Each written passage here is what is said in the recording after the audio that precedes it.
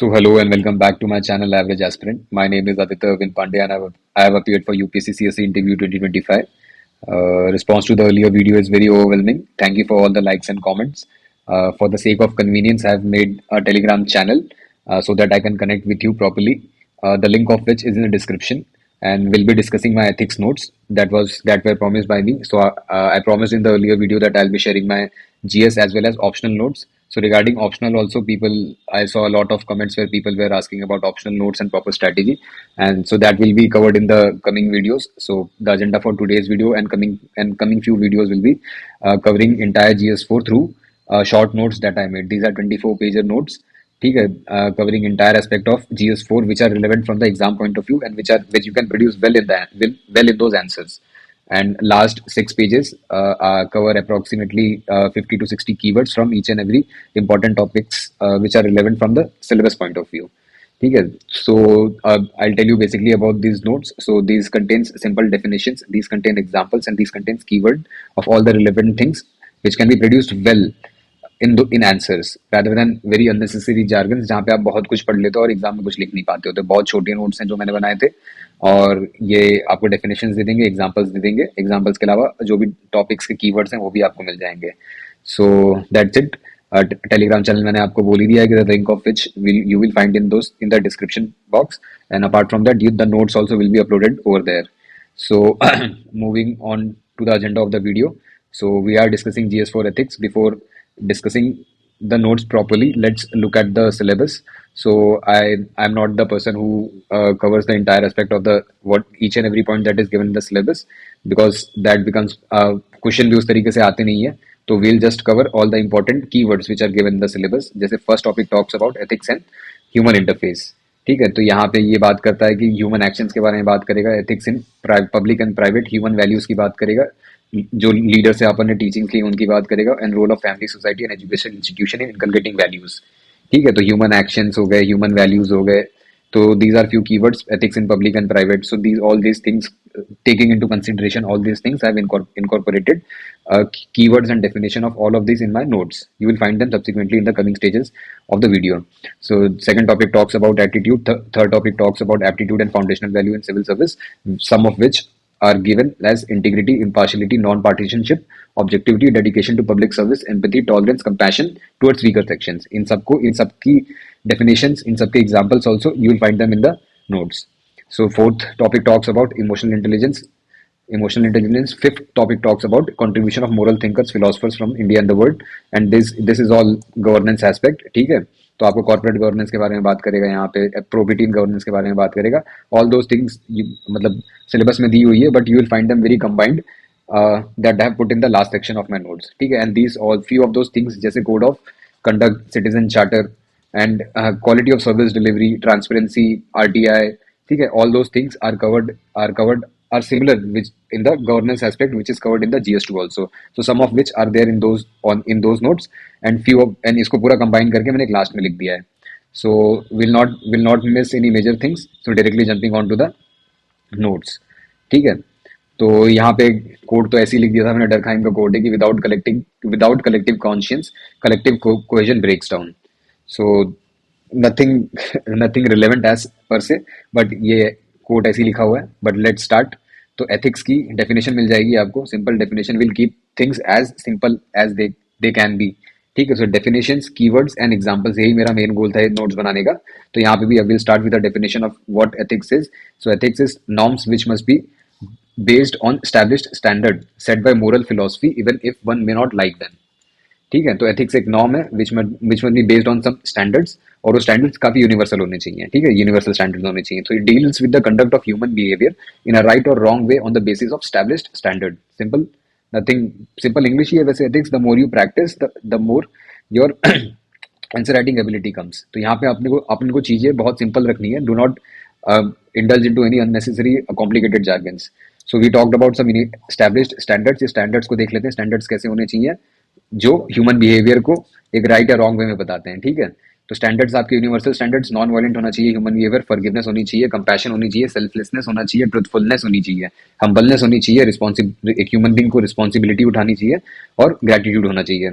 ठीक है, So this one talks about human behavior. Simple सा एक फ्लो चार्ट है. So I have a habit of drawing too many diagrams notes में खासकर, क्योंकि अगर मैं notes में बार बार उनको देखता हूँ, that I can produce well in those answer. Even if I produce 50% of those diagrams, so that is more than enough. ठीक है. तो this flow chart talks about human behavior. ठीक है. Human behaves in a recurring manner. So if by behaving in a recurring manner a habit is formed, the habit thus becomes a character, and character determines quality. ठीक है. Entire page can be written on in this. ठीक है. You can expand and elaborate in your own words in multiple ways. So first we talked about ethics, then we talked about human behavior. So simple diagram which doesn't add any value but it looks good. So sometimes अगर आपको लग रहा है कि कोई diagram value add नहीं कर रहा, but it is simply looking good and making the understanding better, so it's fine, you can inculcate answers. तो ये good, better, best एक human behavior ऐसे ही होना चाहिए. So ultimate aim क्या है? Ultimate aim is summum bonum. ये M है यहाँ पे. So there might be some spelling mistakes. I'm not a spelling mistakes in the notes, so I'm not a very ethics expert. ठीक है. और मेरी इंग्लिश भी चलो ठीक है, टूटी फूटी स्पेलिंग मिस्टेक किसी न किसी की हो जाती है. So please pardon me and please ignore those mistakes. ठीक है. सो अल्टीमेट एम क्या है? Ultimate aim is summum bonum to achieve the highest standards. तो यहाँ पे अपन ने कुछ थिंकर्स के भी नाम लिखे हैं, कुछ रिलीजन से भी अपन ने इंस्पिरेशन ली है, ताकि अपने एक्शंस और अपने जो भी कैरेक्टर और कंडक्ट है वो पूरा एथिकल रहे. तो एरिस्टोटल क्या कहते हैं कि एरिस्टोटल का जो focus is on virtue ethics. ठीक है. प्लीज जो भी कीवर्ड्स आपको लग रहे हैं यू कैन गूगल देम. ठीक है. These are very simple and short, nothing very technical per se. ठीक है. Confucius he talks about morality and righteousness in social life. Hinduism से हम सीखते हैं द कॉन्सेप्ट ऑफ धर्मा. अब मैं धर्मा आपको बताने नहीं वाला हूँ धर्मा है क्या. ठीक है. अगर आपको नहीं मतलब the video will become very long, तो my purpose is to tell you all the keywords and examples. आप उनको थोड़ा गूगल कर लो, आप चैट जीपीटी कर लो, यू विल अंडरस्टैंड देम. ठीक है. It is not very difficult. तो concept of dharma and duty, importance of right action is given in the Bhagavad Gita. Buddhism talks about right action which is one of the eightfold path. ठीक है. Christianity talks about golden rule which is do unto others as you would have them do to you. आप लोगों से ऐसा ही behave कीजिए जैसा आप चाहते हैं कि लोग आपके प्रति बिहेव करें. ठीक है. तो ये भी एक है. और Islam sharia guidelines on how to live a righteous life. तो again I have included multiple examples from Hinduism all the religion, क्योंकि ये मेरे को बहुत ही अच्छा लगता था कि एथिक्स में आप रिलीजन इंक्लूड करते हो तो you have a lot of things to write. ठीक है. तो this is how I made notes for simple. एक एथिक्स की डेफिनेशन ले ली, एक सारी कीवर्ड्स लिख दिए which are important, universal standard लिख दिए, ह्यूमन कैरेक्टर के बारे में बात कर लिया कैसे बनता है, और few opinions of few thinkers and few cherry points from religion. So that's it. So let's move on to the another topic, that is morality. तो एक सिंपल डायग्राम है कि एक वेन डायग्राम है, एथिक्स एंड मोरालिटी. ठीक है. तो ethical standard है, उसके अंदर ही मोरल स्टैंडर्ड है. तो मोरालिटी की सिंपल डेफिनेशन है कि it is just on the individual standard which may differed from established. ठीक है. So morality determines character and conduct and rightness and wrongness of action. ठीक है. तो morality should have minimum standard to have strong ethics, nothing very fancy in that. ठीक है. एक ethical standard किसी society की होनी चाहिए, तो उसके अंदर एक थोड़ी मोरालिटी भी होनी चाहिए. सिंपल यही बात कर रहा है ये. तो अब ये इसका एक बना दिया अपन ने छोटा सा कि एथिक्स एंड मोरालिटी का क्या रिलेशन है. ठीक है. तो अगर दोनों सही हैं, अगर एक सोसाइटी एथिकल भी है, मोरालिटी भी है, तो सोसाइटी के सबसे हाईएस्ट स्टैंडर्ड होंगे. अगर सोसाइटी एथिकल है पर मोरल नहीं है, तो उसमें एग्जांपल ले सकते हैं कि जैसे LGBTQ and live in relation को मोरली सोसाइटी एक्सेप्ट नहीं करती है, बट दोज आर एथिकल, उसमें कुछ गलत तो नहीं है. ठीक है. कैपिटल पनिशमेंट की बात करें तो capital punishment is not ethical, but moral standard पे उसको सोसाइटी एक्सेप्ट करती है, क्योंकि गलत किया है किसी ने तो उसको कैपिटल पनिशमेंट मिलनी चाहिए. ऐसी सोसाइटी के मोरल स्टैंडर्ड्स है. तो यहाँ पे अपन ने देखा कि judged on individual standard which में डिफर फ्रॉम स्टैब्लिश्ड. ठीक है. सो ethics is empty without morality, they both influence each other. यही है कि ethics is empty without morality. एक सिंपल से डायग्राम से और ये एक छोटे से डायग्राम से you can right an entire page, you can right 2 pages from this. ठीक है. तो that's it about morality, nothing fancy. अगर आपको एग्जांपल चाहिए तो examples will be coming in the coming videos, in the coming stages of the notes. I mean let's talk about values. ठीक है. Values की एक डेफिनेशन है which is given by Milton Rokeach. Values are enduring belief और code of conduct that are individually और socially preferable. That are यहाँ पे add कर देना, इंडिविजुअली और socially preferable. So values determine the standard of conduct. Values can be of individual, can be of society also. Societal भी हो सकते हैं, ऑर्गेनाइजेशन की वैल्यू भी हो सकती है. Human values are very universal and standard values. ठीक है. Values can be negative also, values can be मतलब पॉजिटिव भी हो सकती है, वैल्यूज नेगेटिव भी हो सकती है. Values are also common to ethics and morality. तो सिंपल अगेन वैल्यूज की अपन ने एक डेफिनेशन ले ली कि दीज आर इंड्यूरिंग बिलीफ और कंडक्ट दैट आर इंडिविजुअली और सोशली प्रेफरेबल. ठीक है, तो ये values determine social standards of conduct, values of can be of individual, can be of society also, एक ऑर्गेनाइजेशन वैल्यूज भी हो सकती है एंड ह्यूमन वैल्यूज भी हो सकती हैं। वैल्यूज का थोड़े एग्जांपल ले लोगे तो इंडिया इंडिया में कैसी वैल्यूज फाइंड कर सकते हैं अपन, we find values like sacrifice, peace and coexistence, while on the western front, western side अपन क्या देखते हैं, थोड़े प्लेजर सीकिंग होते हैं, थोड़े ऑन्टरप्रेन्योरियल होते हैं, थोड़े रिस्क टेकिंग होते हैं। बट आपने यहाँ तो बिलीव करते हैं, we believe in sacrifice, we believe in peace, we believe in coexistence. ठीक है। अब यहाँ पे डेवलपमेंट, ये क्या लिखा हुआ है, individual preference, socialisation, development of values. ठीक है, अगर if you want to develop values in a human तो वो कैसे वैल्यू डेवलप कर सकते हो, value value can be develop through socialisation, through interaction, through family, through schooling. ठीक है, थ्रू इंडिविजुअल प्रेफरेंस, इंडिविजुअल भी अपनी खुद की वैल्यू सेटअप करता है। ठीक है, और एक पर्सन की लाइक और डिसलाइक क्या है उसके थ्रू भी पर्सन की वैल्यूज कैन बी डेवलप्ड। ठीक है, from values now moving on to the religion part. तो religion has profound influence on ethics. ठीक है, religion which focuses on faith, religion is unquestionable, religion may lack objectivity and it may be sometimes non-critical of even after while writing answers please add words like may। ठीक है, इस एक confirmation कभी नहीं देना है कि religion lacks objectivity, religion is non critical. It may be non critical sometime, it may lack objectivity. ठीक है, it may be sometime unquestionable. ठीक है, and it believes in faith, while ethics believe in logic, ethics believes in it is ethics is questionable। ठीक है, and something is wrong, अगर वो question पे खरा नहीं उतरा then that action is not ethical. तो ठीक है, and ethics believe in objective and ethics is critical. So it's a simple. ठीक है, अपन ने एथिक्स और रिलीजन का रिलेशन निकल गया मेरे हिसाब से यहाँ पे। ठीक है, फिर रिलीजन से हम क्या, what we seek from religion, we seek liberation, we seek purification of soul. और society, social norms, religion, ethics, they all are interrelated और एक दूसरे को इन्फ्लुएंस करते हैं, ये डायग्राम से बेसिकली पता चल रहा है। तो रिलीजन की जब बात करते हैं we can talk about Vedas also. Vedas का मेन एम था to lead a good life. Vedas से हमने बहुत कुछ सीखा। वेदास में बहुत कुछ चीजें मेंशन्ड है जो हम we follow in the current time, जैसे सत्यमेव जयते, dharma, concept of dharma and duty ऊपर भी लिखा हुआ था, आत्मा आत्मानी प्रतिकूलम प्रतिकूलानी, और ये भी आपका क्रिश्चियन फिलोसफी का सिमिलर ही है, do not do unto others as you would have them do to you. ठीक है, तो ये भी वही है कि आप लोगों से ऐसे ही बिहेव कीजिए जैसे आप चाहते हैं कि लोग आपसे बिहेव करें। This is the similar philosophy. और वासुदेव कुटुंबकम भी वेदास में दिया हुआ है, निष्काम कर्म भी वेदास में दिया हुआ है। All these things you should include in your answer. It is not about उसको रट्टा मार के चले जाओ। I will show some answers also, like as we talked about morality here। ठीक है, so I'll tell you। ठीक है, simply let's move on to upon answer देख लेते हैं मेरी कॉपी से। I'll be showing my copy also। so this let's open the paper। so तो यहाँ पे अपन ने देखा था strength of a society is not in laws but in the morality of its people. ठीक है, और टेस्ट का एक क्वेश्चन दिखाता हूँ आपको। ये रहा, ये टेस्ट का एक मेरे क्वेश्चन था कि कॉमन मोरालिटी, जो मोरालिटी ऑफ पीपल जो अपने यूपीएससी के क्वेश्चन में था, that was 2025 question. Common morality acts as a silent regulator for democratic institution when it erodes formal laws alone cannot sustain justice, trust or accountability। Analyze the statement in the context of contemporary governance in India।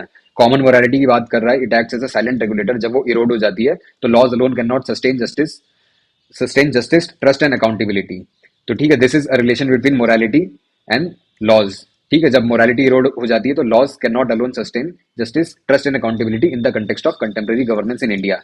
So on the similar line आप ये भी question देख सकते हैं, तो ये भी sort of similar ही है जो अपन ने ये वाला क्वेश्चन देखा था।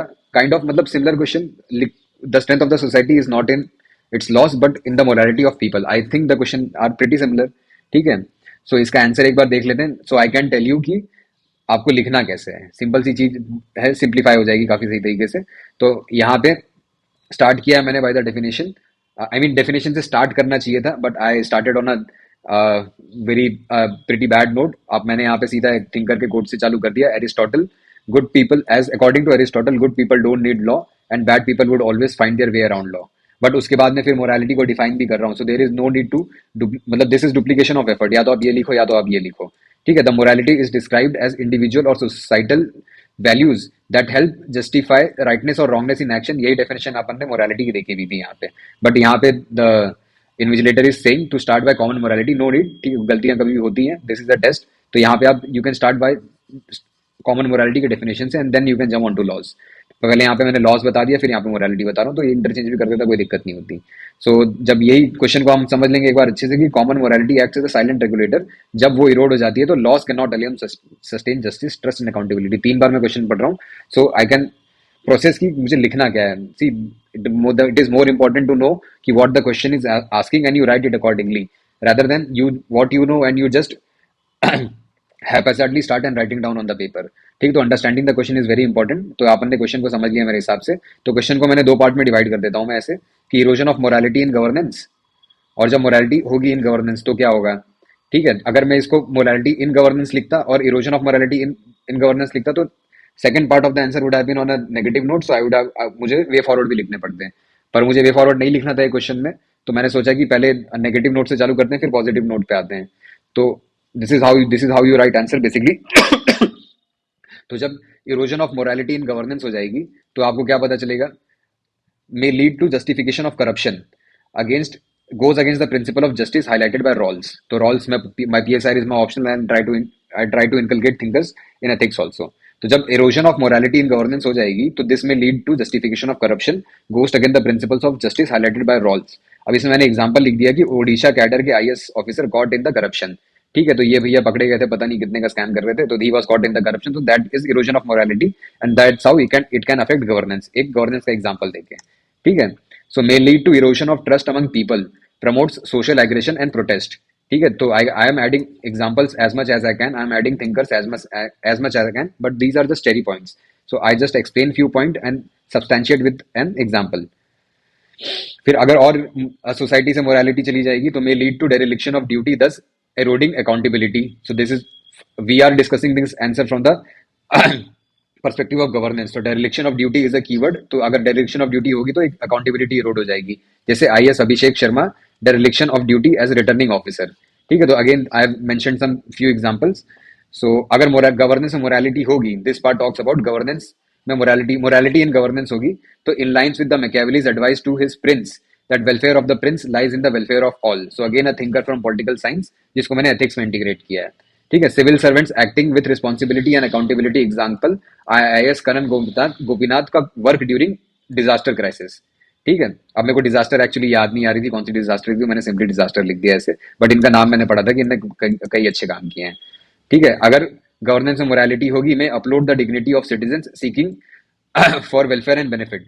सो फाइनली कंक्लूड कर लिया मैंने, morality is a crucial principle in ethics, for ethical society it needs to have some basic morality. ये भी आपने डेफिनेशन में पढ़ा था एथिक्स के। So this is how you write an answer. ठीक है, आंसर जो आंसर राइटिंग है दैट नोट्स पढ़ने से आपको नहीं आएगी, but you need to practise it again and again. I guess this was a decent answer from my side. Let's see one more question जो मैं अभी आपको बताऊंगा कि ये टेस्ट से एग्जैक्टली रिपीट हुआ था। So, what are the major teachings of Mahavira? Explain their relevance in the contemporary world। So, this was the exact question that was repeated in the UPSC paper। Here it is। What are the teachings of Mahavira? Explain their relevance to the contemporary world। Credits to Mudit Jain sir। उन्हीं का course था, उन्हीं की test series थी। And question पे यहाँ पे तो मेरे को 3.5 नंबर मिले हैं, बेसिकली ज्यादा नंबर तो नहीं मिले क्योंकि मेरे से क्वेश्चन के इंट्रोडक्शन में ही गलती हो गई। Vardhaman Mahavir was the 24th tirthankar, पता नहीं यहाँ पे मैंने क्या किया हुआ था, 23rd लिख दिया। And he propounded Jainism which not only promotes ethical conducts but also propagates humanitarian principles. तो वर्धमान महावीरा, 24th तीर्थंकारा, जैनिज्म, और क्या जैनिज्म क्या करता है, एथिकल कंडक्ट और ह्यूमैनिटेरियन प्रिंसिपल्स को प्रमोट करता है। So starting by simple definition. ठीक है, तो ये question is divided into 2 parts. What are the major teachings of Mahavira and explain the relevance in the contemporary world. So तो मेजर टीचिंग्स ऑफ महावीरा और क्या है, right conduct, individual to follow ethical conduct in his actions, right knowledge becomes crucial for promoting emotional intelligence. ये सब मन की बनाई हुई बातें हैं, मैंने इनको कहीं नहीं पढ़ा है, ऑन एग्जाम के दिन ही उसी पल में ही 7 मिनट में ही सब कुछ प्रिपेयर किया हुआ है। बस मेरे को इतना पता था कि राइट कंडक्ट है, राइट नॉलेज है, राइट फेथ है। और इसके बाद मैंने एक पॉइंट और भी ऐड कर दिया कि giving respect to all living beings, flora fauna as well as fellow human being. ठीक है, तो ये मेजर टीचिंग्स हैं from Jainism, right conduct, right knowledge, right faith. So moving on to the second part of the question, which is asking the relevance of it in current world. The world is reeling under geo-economic fragmentation. Principle of Jainism would promote right conduct of developed world towards developing। So current के example से कि Jainism कैसे is relevant from the current scenario। तो geo-economic fragmentation world में हो रहा है, तो developed word should have some sympathies toward developing word. In the wake of rising communal cases, right knowledge would promote objectivity. ठीक है, this is also a keyword from ethics. So environmental degradation calls for giving respect for all the living beings, thus against deforestation. This is also relevant from the current point of view. And right faith would seek to promote harmony and brotherhood against extremist and totalitarian ideologies. So this is also an example from current. Finally, concluding on a good note, teaching of Mahavira are relevant in contemporary times, would help in achieve sustainable development goals. ठीक है, तो conclude कर लिया मैंने in general SDGs पे. सो that's how you right. मतलब जो पढ़ते हैं और उसको लिखते हैं, बहुत ही जमीन आसमान का फर्क होता है उसमें, क्योंकि writing is an art. You have to get in that zone. You need to practise questions so you can write examples. You can write basically what examiner is asking. So अपन ने यहाँ पे प्रीवियस ईयर क्वेश्चन भी देख लिए मेरे हिसाब से, और एक टेस्ट वेस्ट भी देख ली. So let's move on to the notes. तो वी डिस्कस्ड वैल्यूज. ठीक है, we discussed religion, we discussed values, we discussed religion, we discussed Vedas. ठीक है, जैनिज्म सी. यहीं पे मैंने right faith, right conduct, right knowledge, यही तीन चीज से मैंने पूरा उसको आंसर को एक्सपेंड किया 2 पेज का. ठीक है, so that's how you write. थोड़ी बेसिक चीजें आपको पता होनी चाहिए. You need not to be very expert in theism, कि आपको सारे रिलीजन के बारे में नहीं पता होना चाहिए.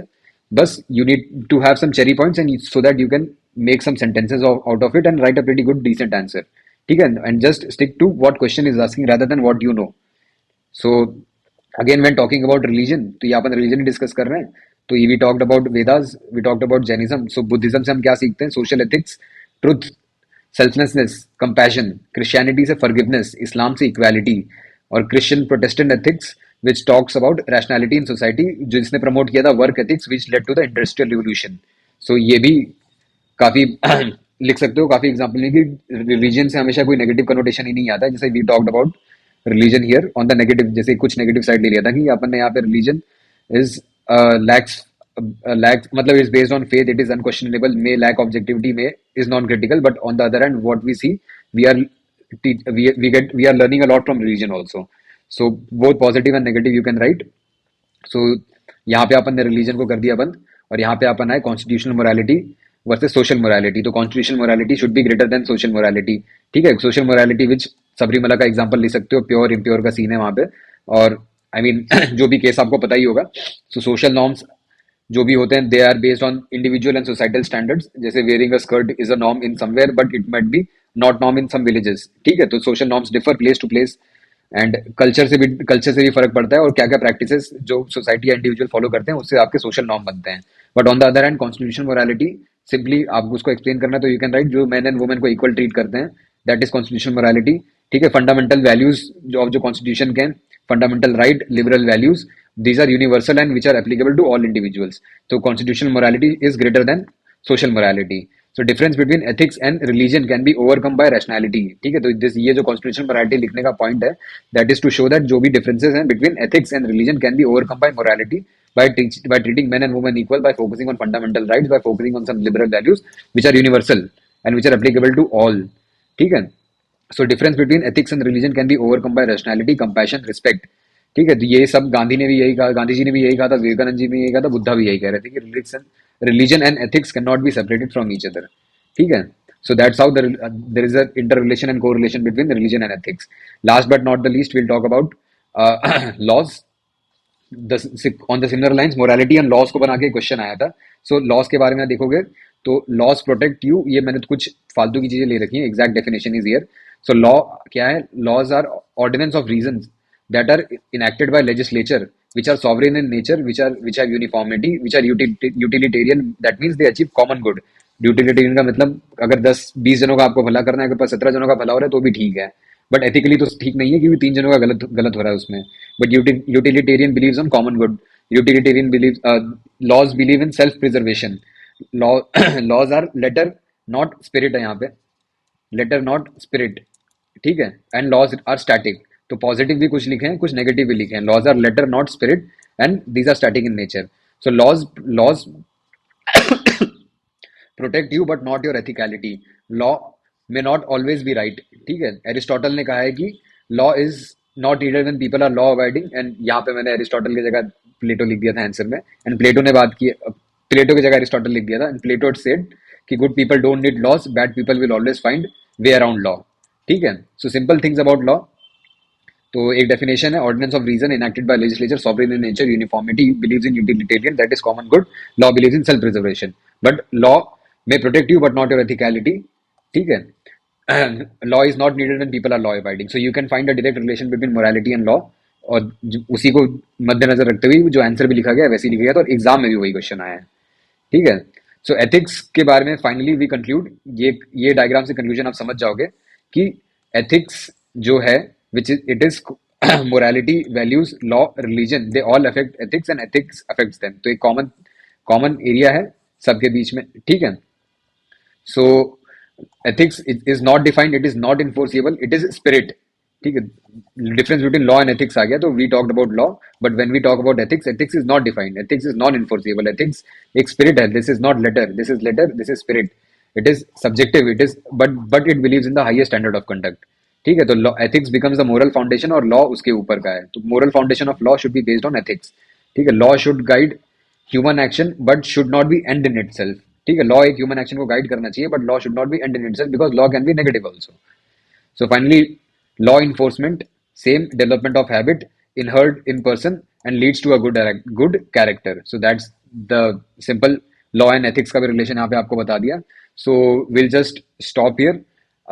So let me know कि drop down in the comments कि how did you like the uh, video, how did you like the examples, and how did you like my habit of making notes. So if you like, I'll see the response and we'll move on with the further topics from ethics. We'll start with normative ethics in the upcoming video, and we'll be covering them in मतलब आप I'll just go through the notes and tell you कि human values भी covered हैं और thinkers भी covered हैं. ये है, this is what, this is normative ethics. ठीक है. I mean, sorry, yeah, this is normative ethics, teleology, deontology, कॉन्ट्रैक्टेरियन. ठीक है. कॉन्ट्रैक्टेरियन में आपके आ जाएंगे हॉब्स आ जाएंगे. ठीक है. जॉन लॉक भी आ जाएंगे. फिर रॉल्स के बारे में, थियरी ऑफ जस्टिस जो मैंने आंसर में भी लिखा था, अमर्त्य सेन के बारे में, ethics in public versus private, human values. ठीक है. फाउंडेशनल वैल्यूज भी आ जाएंगे इसमें कुछ, एंड एवरी अदर थिंग. मतलब everything is written in those notes, you need not to worry. और I just want you to integrate them in your notes, and if you have not made those notes, you can read them one time and watch my video on 1.5x. So that's it from my side.